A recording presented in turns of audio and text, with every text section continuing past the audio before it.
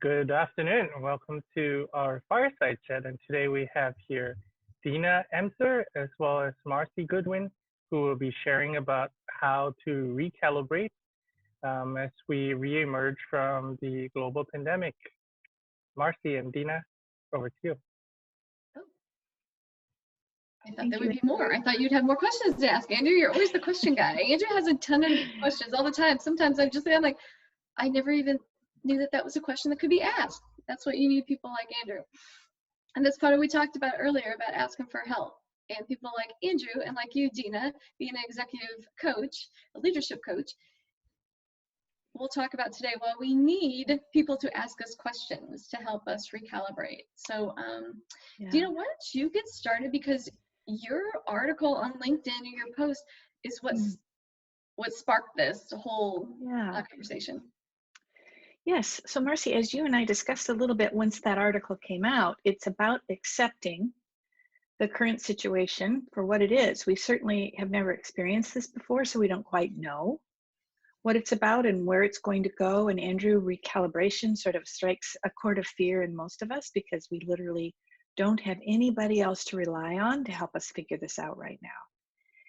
But accepting it, I think, is important as a beginning step, because otherwise we waste an awful lot of energy around railing against it, blaming other people in other countries, other cities, politicians, whatever, and it's just not that helpful.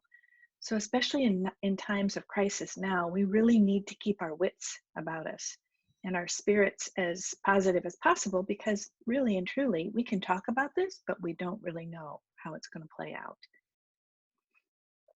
So what are your tips on, because I know we had talked about this before we started recording here, we were talking about, okay, that sounds great and all, about we just accept the situation and use that to recalibrate and move forward and focus on moving forward. But how do we really, what's the first step in doing that? So for me, the acceptance and first step was the key word you just said, Marci, which was focus. If you're not in an accepting place, if you're not in a relatively neutral place, it will be really hard for you to focus on anything. And Andrew, you're smiling, and I'm guessing it's like everybody has been talking about how fragmented they are. I've got 6 Zoom meetings. I've never done a Zoom meeting in my life, right? It's like we're frantic. We're just hopping from place to place. We can't go anywhere, but it doesn't mean our energy has calmed down. And so for me, if I'm gonna move forward, I have to get present first with where I am. So that would be my first step. Settle down, give yourself some space to think so that you can really focus on what's important rather than what's making you crazy. So I have an observation, Dina. The observation is that we are actually in a grieving process for a while now, since the lockdown on March 21st, I believe was a Saturday. The grieving process of any sort of normalcy, our routines have been interrupted. Our family lives have been interrupted or disrupted. Our professional lives have been disrupted. And, what was once a privilege to work from home is now a forced choice. And then I'm just really thinking about the 5 stages of grief and how business owners and professionals are all somewhere along that continuum. Can you share a little bit more insight in how to get to a place of focus? So Andrew, I'm really, really glad you brought that up, because what came to my mind first was that when you grieve, when something has literally gone away, then you know you're in transition. And transition turns out to be different from change. So the acclaimed book about transition, the Bridges book, and his name just happens to be Bridges, but he could not have a more ideal name. I think it's just called Transitions. I've got the 25th edition of it on my bookshelf over there, and I was looking at it recently. And when you're in transition, often it's like being in the middle of a forest. You left the paved road behind you. Now you're in the middle of the forest. What are you going to do? You can't see the path. And unfortunately, you can't rush yourself through the forest with a machete either. It's like if you're going to go through it, it's like the grieving process. You kind of have to allow yourself to be where you are before you come out on the other side. So again, I feel sort of like a Debbie Downer in a way. It's like you can't rush it, which is kind of unfortunate. That's what we all want to do. We want to figure it out. But I do have a little bit of light at the end of my tunnel I want to talk about in just a few minutes. But is there anything else you guys are looking like, yeah, that kind of resonates with you too, this idea of transition? So you really said it well, because I think, essentially we're in the middle of a new forest. We just suddenly found ourselves there, and we're lost. And there's so much ambiguity and uncertainty that how do we even find ourselves? So for me, it's not quite finding yourself as much as remembering yourself. So getting back in touch with who you are and the solid ground that you're standing on always, regardless of what the situation is, you have to come back to yourself. And for many of us who have been trying to prove ourselves in a variety of different places for a number of years, that might be a little bit scary. But the truth is, there are good ways to remember. And, one of them might be like when I've been starting coaching calls lately, I've been saying, tell me your biggest challenge. Tell me what you're really worried about right now. Okay, now tell me 3 wins from the last week. Because we have to kind of balance out that fear place with what's actually true. Fear is false evidence appearing real, and it's not always false evidence. I'm not saying there's no reason to be fearful, but the truth is, it's like that moment between stimulus and response, we always have a choice, and there's power there. So how we respond and kind of remembering what we have going for us, and like you mentioned the word privilege, Andrew, we're privileged just to be here today on this call, that we have the time and the capacity and the technology or whatever to actually be here. And I hate to keep going back to this area because a lot of it deals with introspection. But what you said earlier, fear is an acronym for false evidence appearing real. And it has to do with a lot of false beliefs, identity issues, and perception. How does somebody like a professional or business owner start to even deal with that?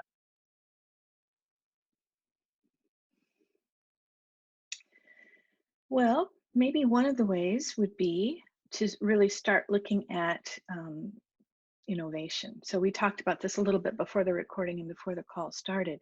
We noticed that some of the people who have been able to navigate their way through this up to this point have figured out some other way to offer the service or the product that they have done when life was normal.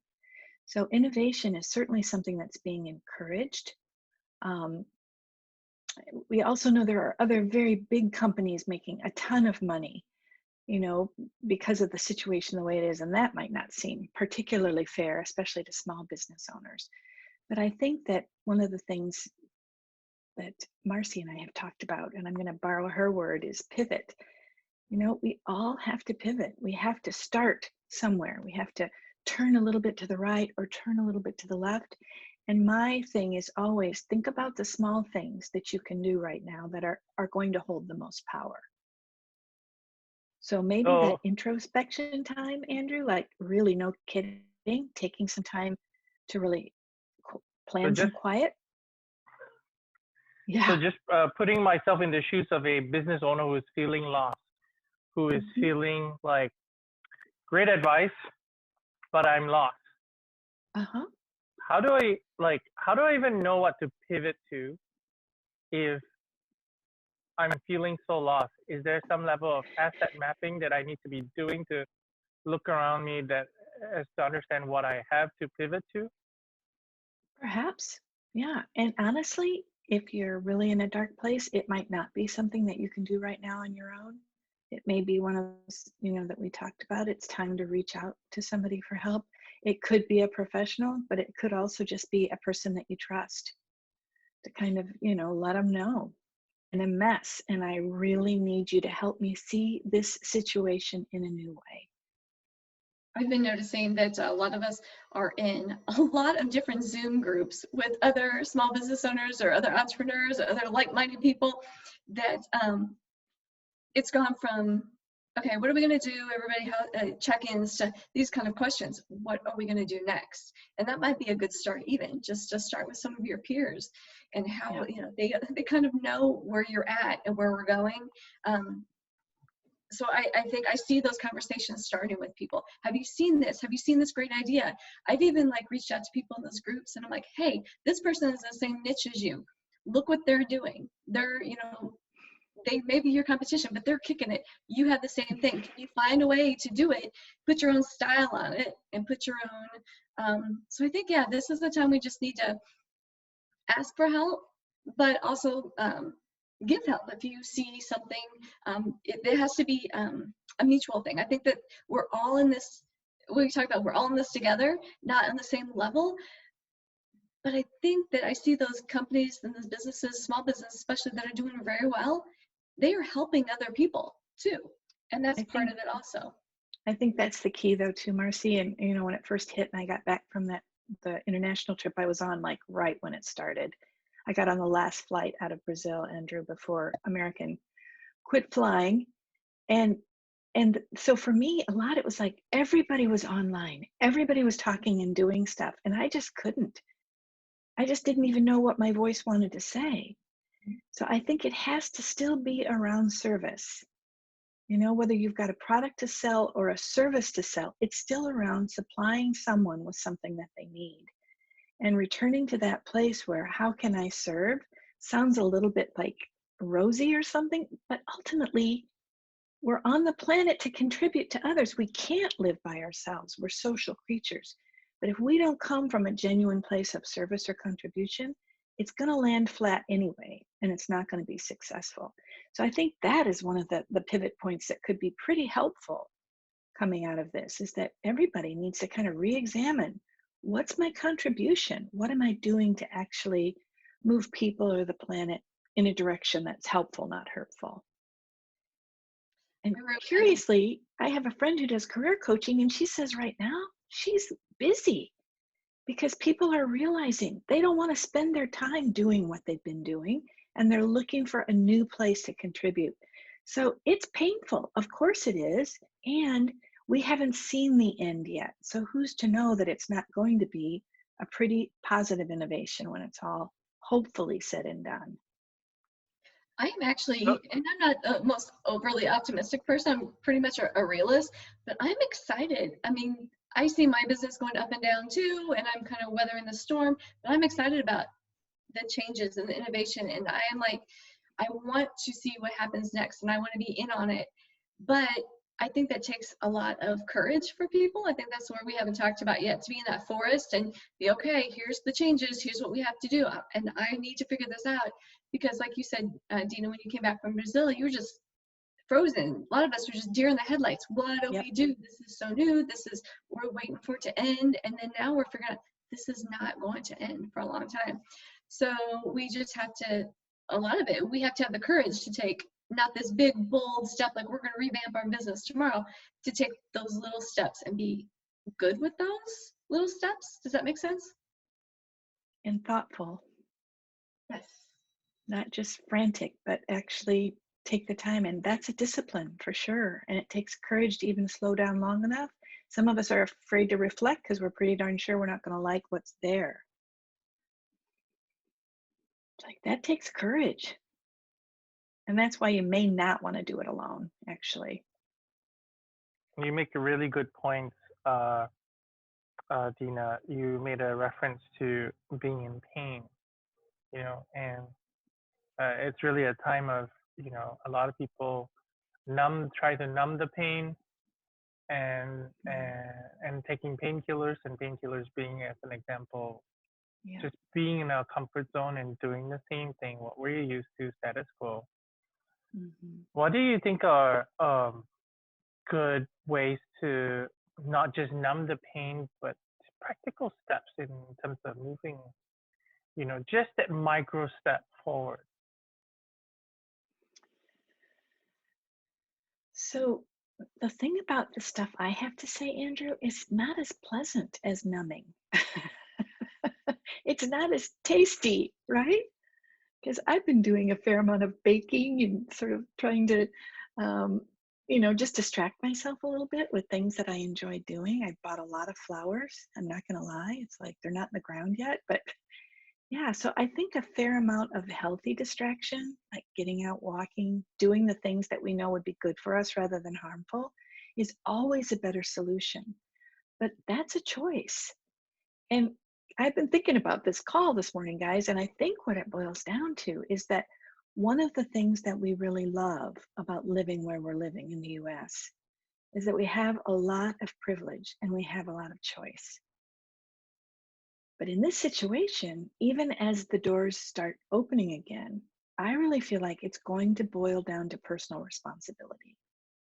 Like, we noticed that our president isn't necessarily ready to take personal responsibility to make decisions for us. He's turned that over to the state governors. And the state governors are probably challenged by that as well. But ultimately, it's going to be us as business owners and citizens to decide what's the risk I'm willing to take, not only for my own safety, but for the safety of my clients and my customers. Nobody loves it when you say take personal responsibility. They'd much rather hand that over to other people. But the truth is, it's like, it's a privilege that we have. And now it's something that we're going to have to step up to the plate, decide for ourselves and do. Dina, you're absolutely right. I look at personal responsibility as ownership, right? Unless you own the issues and the challenges that you face, you're not driving the car, you're not steering the boat. And if you're not steering the boat and you're not driving the car, then somebody else is in control of your professional journey, your career, or somebody else is steering your business, and that is not a good thing. And that's why I think a lot of people feel so out of control right now. They feel that someone else is controlling it. And as business owners, that's why we became business owners, because we're like, somebody asked me what did I say? Remember what I said? They said, why do you do what you do? I'm like, because I am a lousy cubicle dweller. I don't like to be told what to do. That's, if you would ask any business owner, they'll tell you that. But it all boils down to, I don't like to be told what to do. I want to do what I want to do. And that's independence. And I think that is a big thing now with a lot of us. I don't want to be told what to do. I like my privilege. I like my choices. I like my freedoms. And to see them kind of taken away is another hit for us, and another that now we have to realize, and like you're talking about, take that back. Okay, what does that look like now? Our choices and privilege and personal responsibility looks totally different now than it did before. So I think that's a big thing. We just have to get that in our heads. And it's going to look different for many of us. So I don't want to sidetrack the conversation, but I just want to draw a parallel with regards to what Marci said in regards to being a business owner, right? Working the 80 hours so I don't have to work 40 hours in a cubicle. And so the way I see it is that entrepreneurship, we are business owners to sell products and services and experiences that help customers, multiple customers. Whereas if you were working in a job, you're actually the product or the service looking for one customer, right? So suddenly we have to attend to the needs of all the different types of customers.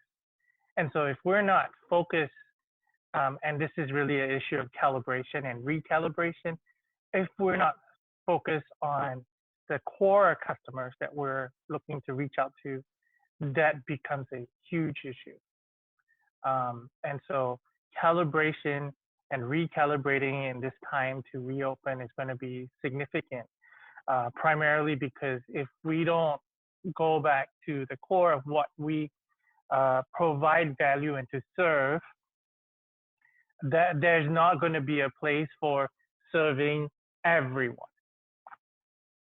Good point, Absolutely. Andrew. And that's part of my business. That's why I tell people all the time. And I do workshops and I do, groups and teach people. You have to figure out who you are, what you provide, and then who you're serving to. If you're marketing to everyone, you're marketing to no one. And I think that that comes down to who are you serving? Again, you have to know this. And as a small business, it's even a smaller niche than ever. And yeah, yes, you're preaching to the choir. I get that. I even wrote on LinkedIn today. I just talked to a business owner and was on a Zoom call, and they were all upset because some of the businesses around got to open up for curbside service. Well, their competitors are getting all kinds of business. Well, it looks like on social media and enough to keep the doors open, and they're not seeing any. Well, all their other competitors served their people while they were closed. They reached out on social media, on emails, and just connected with them, told stories with them, didn't sell them anything, just served them in a way of just uplifting them. They didn't try to sell them. So then when this business opened up, they didn't do all these things, did not connect. Then when they opened the doors and said, oh, we're back open, here's all the stuff we have for sale, people aren't responding to that because they don't feel a connection to them anymore. They just feel like they're being sold to, not served. So that fresh on my mind today. Good distinction. Yeah. So what do we do? Yeah, so we've talked about you know, where people are, where business owners are, and in terms of recalibrating. So how do we move from understanding where we are to starting the next step in recalibrating for reopening, Dina?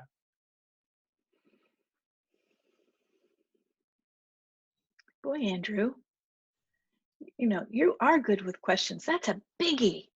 I told you. You spend too much time with them, it hurts your brain. So it'd be lovely if there was like something I could say that would actually answer that question. But it sort of goes back to the idea of, you know, that we're all going to do it differently, and it's going to be a reflection of what works for us. So I really liked your definition of responsibility. Mine tends to be the ability to respond. And moment by moment, that changes.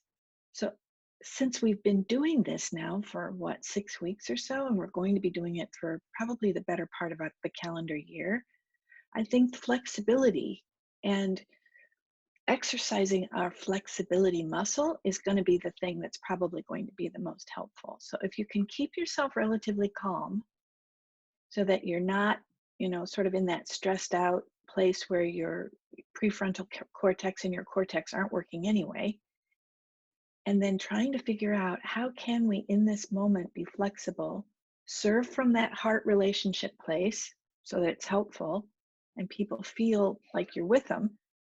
It's like, I really don't know what else to say. You know, it would just, I'd be happy to talk to somebody about a specific situation. Marci, what's popping for you? Well, I was just thinking exactly what you were saying is we have to be flexible. We have to serve people and serve our customers. But that goes back to what Andrew said. We have to know who those customers are. We have to know what their pain points are, what their needs are. We need to be not just, what we think, where we need to meet our clients and our customers where they are. And that means communicating with them and just ask them, what do you need from me? How can I serve you? Do you need this? How can I run my business better to serve you? I think that's a big thing. We really, it's always been customer centric, but I think even more now we have to be customer centric. We have to know where those needs are and be flexible. Is it blessed are the flexible, for they should not break? You have to be, like I said, flexible because we serve people and people's needs change and the times are changing. So that's what I was thinking when you were speaking. A huge issue that we've never really had to think about that much before is also, what do my customers or clients need in order to feel safe? And what do I need to create in my business so that not only I'm safe, but also the people who work for me are safe? And I think people are really going to be looking at those kinds of questions, because to me, it's pretty irresponsible the way some businesses have been supplying or not supplying their staff who they expect to have at work with protection. So I don't want to go to those places if they're not being respectful to their employees. That matters to me. So you hit a really good point with regards to safety. because if the employees don't feel safe, how can the customers feel safe, right? And what are the ways? And that's going to be a big piece in terms of reopening and making sure that there's not just physical safety, but also psychological safety, right? And that comes back to also the issue of flexibility and agility. So my question, Dina and Marci, what tools or practices do you have in mind in terms of helping business owners and professionals start flexing and really strengthening those muscles of flexibility and agility?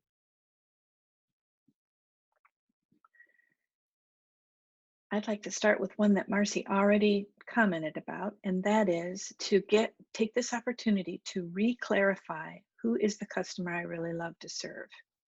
What is the key component there?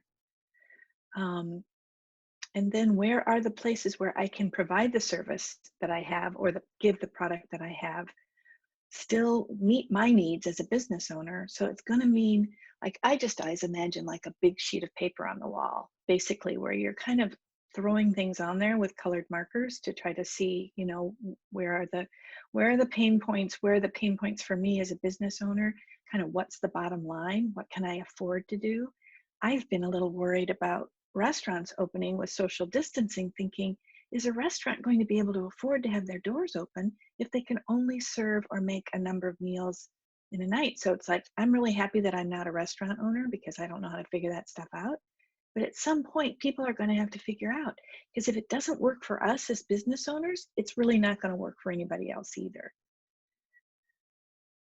So Marci, do you have anything that's a more specific tool? You know, I'm trying to think, because that's exactly what I was going to say. Because you've worked through I have a checklist that I go through, a worksheet that I give to all my clients from the get-go. I'm like, here's the first thing we have to do, no matter what you're doing. If they come to me for social media help or marketing help, I'm like, great. They want to know, what do we post? When do we post? How do we, I'm like, no, yeah, great.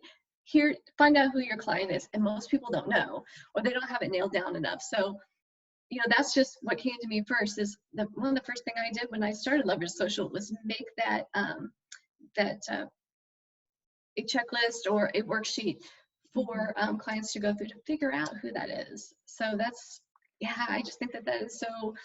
Yeah. You can search online to get that. You can email me at Leverage Social to contact me to get that, and I'd be happy to send that checklist out to people. There really is a tremendous amount of information out there, Andrew, that people have to be willing to take the time to look for it a little bit. Yeah, thank you, Dina and Marci, for sharing that. And if I may add one more thing is, you know, a very simple idea of improv. Yes and, practicing the idea of yes and. In fact, you know, this is spurring on a future event that I'm gonna probably hold here in the region. Really, it's an improv class, right?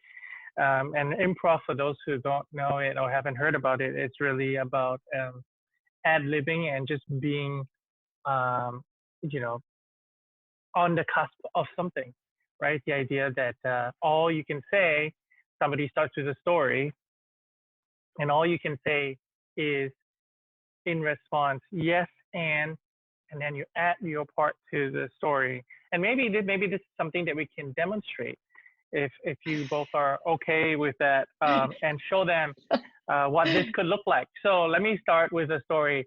So my name is Andrew, and I'm a business owner of a co-working space.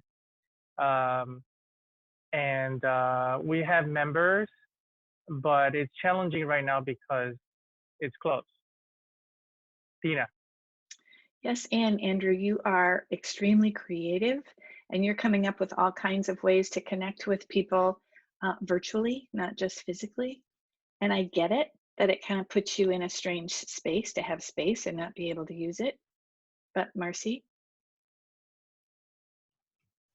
Yes, and I see you planning. I see you on social media planning that you're still communicating with your people. You are still communicating that we're here for you. We will be open soon. Here's the things that we're going to do to keep you safe, and that we care about you, and we want to help you.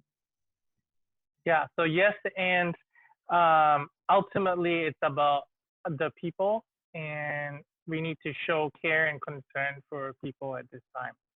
So hopefully, when you're watching this, this has been helpful for you in demonstrating this very simple tool of yes and, which started as improv to um, help you, right? Figure out flexibility and agility, and even create an own group. And who knows what could come out of this, right? Like we haven't really even touched on the ridiculous stuff that could come out of improv, which is in many ways like comedy, but the creative aspect of that.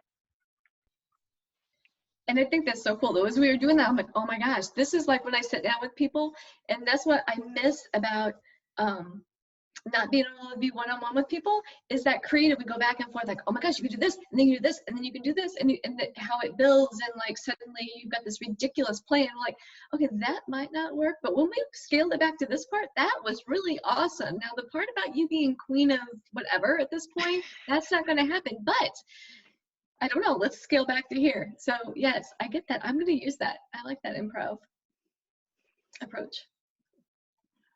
Whatever gets the creative juices flowing. Well, and let's face it, that's what is always fascinating to me about human beings, is just that creative spirit.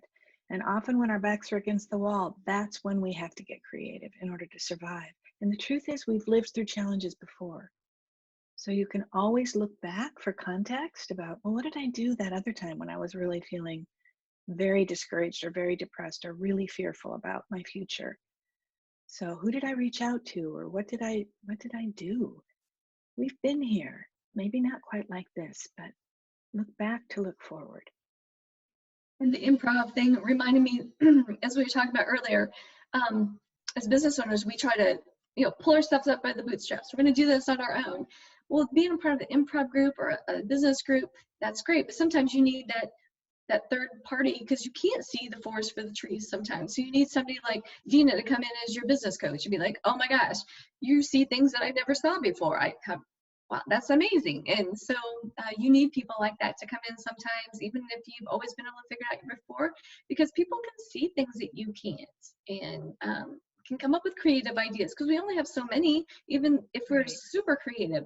Sometimes we just have a hard time applying it to our own business, but we can see it in someone else. I'm always open for advice in my business. Dina, you know that. I'm always like, what do I do? And Dina knows nothing about social media marketing, but she helped me launch a social media marketing business. And she just sees things that a client would see that I wouldn't. Well, and one of the big things that I can see, and you can see too for others, is their strength. We don't see our own strength. We think if we've got it, everybody else does, and we don't have language to speak about it. So I really feel so strongly about strengths. It's like we need someone else to kind of reflect for us. This is what you're good at. This is your superpower. So that's a really good point, Dina. And even before you were talking about that, it's about remembering yourself, right? Do you have any practical tools? I mean, yes, the most recent 3 wins are great. But on the longer term, are there any practical tools that you can recommend to help us remember ourselves and what we do better? So there's a couple of things, Andrew, that come to mind relative to knowing yourself and also your strengths. So an online assessment, there are some free ones out there that will give you an idea of what your strengths are. But what I always ask people to do when I'm coaching with them is to go back to their elders who are still on the planet and talk to them about stories of when you were young. So when you were 2 or 3 years old, what did people say about you? When you were 5 or 6 years old, what did people say? That's when you were closest to the true essence of yourself. And you can get some great insights, because the truth is we all think as we age, we change. But if you look at the strength-based leadership method, what it really says is the older we get, the closer we come back to our true essence. So, it's just we've been socialized to kind of know, well, it's not humble to be able to talk about our strengths or this or that. So if you think about what were you like as a little guy? What did you enjoy doing? What was your energy like? What was your personality like?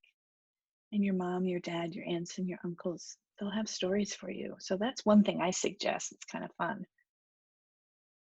Yes, and to also encourage those who are more senior in our lives right now, especially with the Exactly. ridiculous isolation they must be Right. feeling as well. And Just many, to follow up, just to follow up on one point that you talked about, the strengths-based leadership. Is that the Strengths Finder assessment tool? it is. It is. So that one costs about $20 if you do your top 5 online. But I also noticed there's one called High Five, which I don't know anything about, but I know that it's free. So, and that goes to your doing strengths, both of those. If you want to know more about your being strengths, there's another one that's under VIA. So it's part of the positive psychology website, Authentic Happiness. And that one's more about being,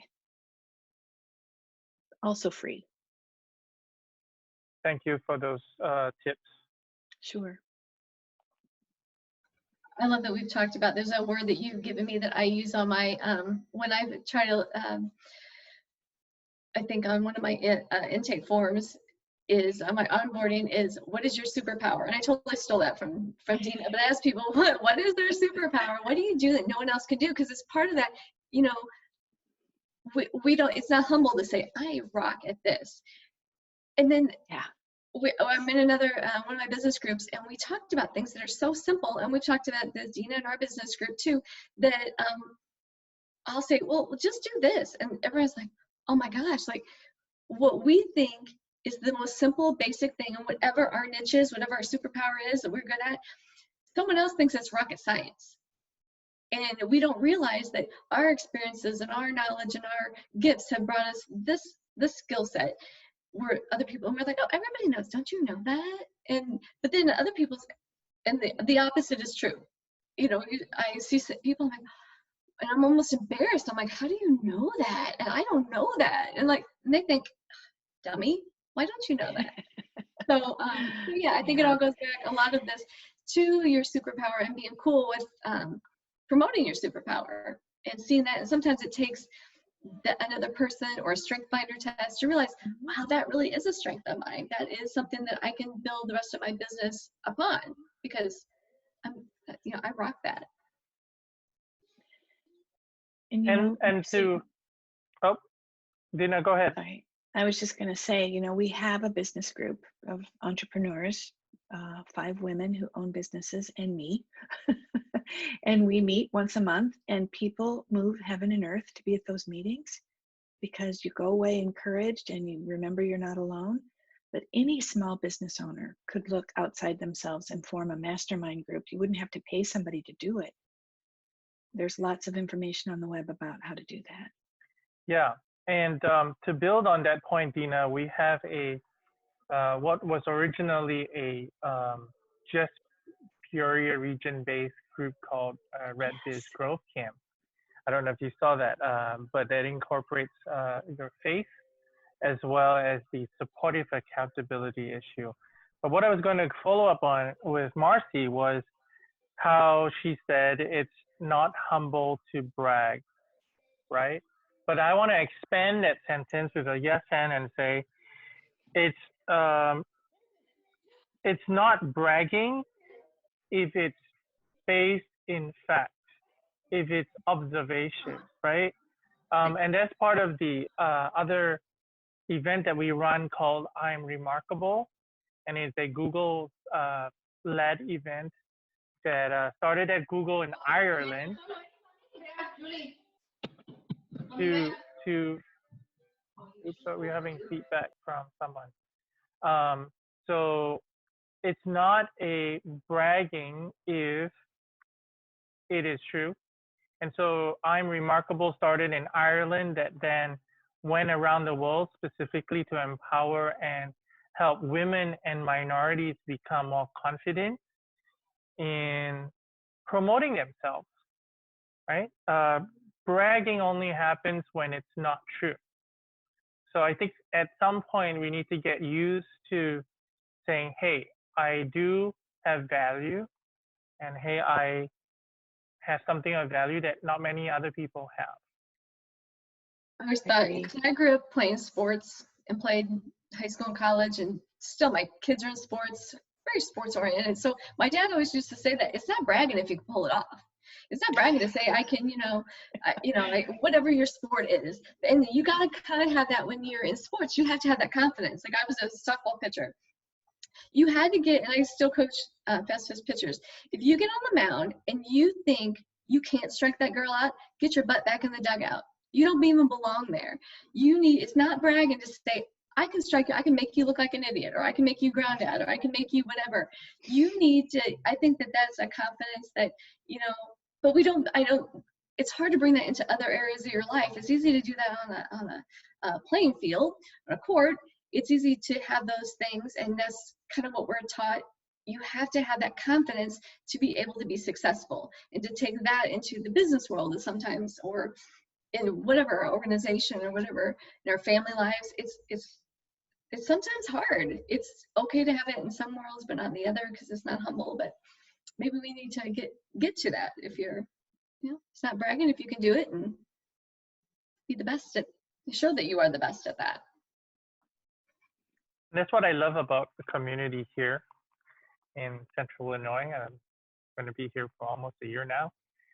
I'm very excited about that. But just the warmth of the people, the inviting hearts to engage and participate. That's very rare in large cities. And so I think I really appreciate that part. Which leads me to my point, which is, you need to find your community, the community that resonates with you as a business owner, as a professional. And if you don't already have one now, you should definitely start looking for one, because I think going forward, coming out with the reopening, we're going to be looking at a lot more realignment, alignment, recalibration to the beliefs, to the values, to the cultures that we hold dear to ourselves.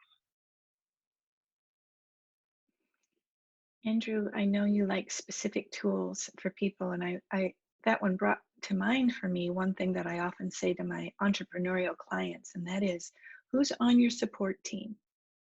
They're like, I'm a solopreneur. I don't have a support team. No, you don't maybe have one you've hired. They don't work with you in your office, but who's your lawyer?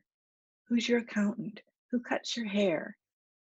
Who cleans your house? I don't know. Who's your mastermind group? We have to have support. And so if you're out there and you feel like, I'm a business owner and I have no support, that's not a legitimate, sustainable business model. But maybe you just need to take a look at who is on my support team with fresh eyes.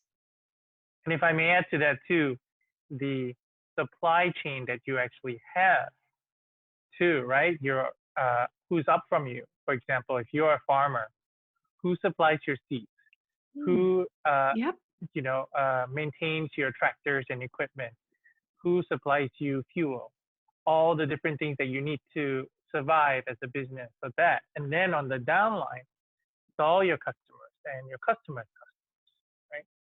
Especially with baby products, as an example, the end users are not your customers, right? The parents who then eventually. So, and I would also add, in this time of recalibration, how we need to look at moving from a transactional experience to one of well-being. Can we care for our customers and suppliers in the long term? Because we're all in it together. Absolutely. I was talking, so I did another local co-working space, Mio Creativa, was doing some online workshops as well, which I love about the business community. Everybody just helps each other. And we talked about last week about how social media marketing or any kind of marketing looks different now during COVID. You don't see those big ads for sales and things like that. It's more of you're showing how you're connecting and caring with your customers. You're already seeing that. Look on the commercials, like those commercials for like the Frito-Lay commercial. They don't say anything about their product. They're telling what they're doing in the community, how they're serving. So I think that, like you said, marketing and running business, not just the marketing part, but just day-to-day working in the business, is going to be more around client care and really feeling that, building a community within your business. I think that is where where it's going and where we need to figure out how to do that. And being in a mastermind kind of helps you. I know that the women in my mastermind have kind of always been like that. They're very community driven, and they're very they love their customers. And I think that group, we could do a mastermind, we could do a model. Our group we could take it on the road and show people how to build that community and build a customer-centered business. And like you said, that's where it's going. You have to show that compassion and care. That's my 2 cents. Or 3. Dina, what would you say? You know our group. Dina is the fearless leader of our group. So we had a group before of like 10 women entrepreneurs for a couple of years. And then so 5 of us broke off not broke off, but in addition, we hired Dina. Like, here, we need help. we need to take it to the next level. And so it's pretty accurate about our group, correct? Oh my, all about service. Totally about clients and customers and what they provide. Yeah, I couldn't have fallen into a better situation, Andrew, than with these women. Yeah, but so part of it is having the structure. You know, it's nice to say, you know, you mentioned accountability, Andrew. Well, that's the reason why a lot of people form groups and hire coaches. It's like, yes, it's a good idea. And I know from my own experience that if you've got somebody checking in with you, somebody's taking the notes, right, Marci, and somebody's reading them at the front of the next meeting, it's like, this is what you said you were going to do. How's that going? Accountability is huge. And it's good to have that group to tell you, you didn't do that. Or, are you kidding me? I mean, we're close enough now. And they say, that's a stupid idea. Why would you do that? And then you make sure, oh, yeah, that kind of was. Thank you for telling me that. And that's you have to build that group and that trust. We have trust in this group. Where any of those ladies, I can put something out and they can tell me I'm an idiot for thinking that, and I know that they would come from in the most loving way possible, but they want what's best for me and my business and my family. And I think that that's a great thing. Also, people don't think about a mastermind group as they're there for all areas of your life, because some days we come in and we all have our 20 minutes to talk, and some days we don't even talk about business. It's about the things going on outside the business in our family lives they all affect our lives. And because our business, we live our businesses. So that's, even if something's going on with our kids or our spouses or in-laws or whatever, that's a big part of it too. It's not just the business. It's all these things. So it's good to have that group that you can bounce things off of, and to help you recalibrate now that we need to. So I want to move to the next part, which is about reopening. What practical advice do you have in terms of focusing on the reopening, since it sounds like, again, depending on how things move forward, May 29th is the date that we're all looking at right now. So I think that it sort of circles back around to a place that we talked about personal responsibility, and that it's going to look different for everybody. But, you know, when we were talking about that whole thing that you mentioned, Marci, about the reason a lot of us are in business is because we didn't want to be told what to do. I think about it a little bit like the rules of the road. You know, we're living together in society, so there have to be some rules. But the way we drive is very independent. Some people drive and they don't have the safety of others in mind. They can't have to look the way they do behind the wheel, right? So I think that deciding how we're going to drive down the road might be an appropriate metaphor for how we're going to open the door, how we're going to follow the guideline, and still, as much as possible, you know, not kill anybody by being a reckless driver, and also taking care that we've maintained the vehicle we're driving in and we kind of know where we're heading. And I mean, I could go on and on about this metaphor. I'm kind of falling in love with it, but it kind of helps, I think, to be able to say, yeah, we've got to be responsible about this, but we've also got to make it work for ourselves as business owners, whatever that looks like. And I think we have to make it work for our clients and customers. Our level of comfort might be different than our customers and our clients' level of comfort. So we need to figure that. And I may still be doing Zoom meetings for a long time. I love to meet people one-on-one. But if they're not good with meeting one-on-one, even if it's across the desk 6 feet with a mask, fine, we'll do it on Zoom. You know, if we're not, we have to be flexible in that way too. Yeah, and to think about in this situation, what makes the best sense in terms of resources. Because the truth is we've got a lot of choices. Yeah. And then to add to that, Dina, is to prioritize those choices, Right. right? And I think what Marci said made a lot of sense too, which is, if we have the well-being of our customers in mind, then we will always act with the right motivation. Mm-hmm. So Yeah. we're coming about to the end of our time today. Do you have any last thoughts? I think that, I love bringing things full circle, which you've kind of done for us, Andrew. But if we could stop where we started around accepting the situation, because one of the things you said, Marci, made me think the way people are holding this in their minds is greatly going to impact their opening back up experience. So if they're coming from a place of, it's not fair, I'm a victim, that's going to impact the result of their business and their experience when they open up.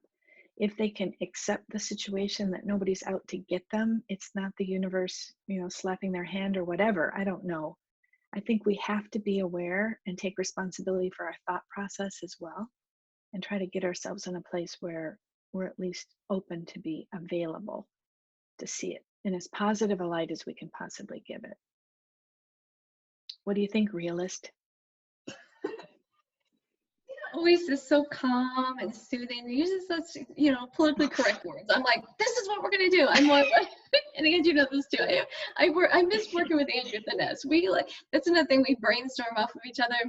What about this? What about this? We are totally those people. We'll quit what we're doing. He'll run up to my desk. Oh my gosh, what do you think about this? Or I'll go, Andrew, what about this? So, yeah, it just cracks me up, the difference here. So then I'm like, squirrel. What was the question? Okay, we're opening back up. Yes, we are. Thank you, Andrew. Miss you too. Yeah, I mean, a lot of it is just, it's different. It is different. Suck it up. Life is different. And accept it, accept how you still are serving the people. You opened a business because you wanted to serve people and you had a product or service you thought was going to be awesome. It's still awesome. And you figured out how to open that the first time. Well, you're reopening. You figured out again. But this time you already have, some of those things in place. You have your team in place.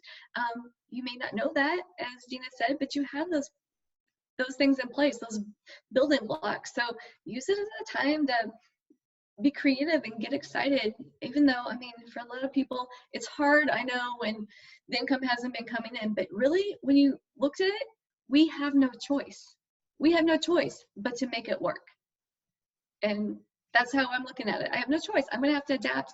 I'm going to have to do some things differently, but I'm choosing, she said, get your mindset right. I'm choosing to be excited about it. Thank you. One last thing I would ask from you, Dina and Marci, if you can share a little bit more about how people can reach you, your email, and perhaps your website. Mine's pretty easy. Mine's Dina at dinaemser.com, and my website is dinaemser.com. So if you can read my name in that square by my picture, you can find me. Thank you, Andrew. And, you can find me at leverageyoursocial.com or Marci at leverageyoursocial.com. And then I'm on Instagram and LinkedIn and Facebook, all your socials. So yeah, contact me. I would love to chat about your business.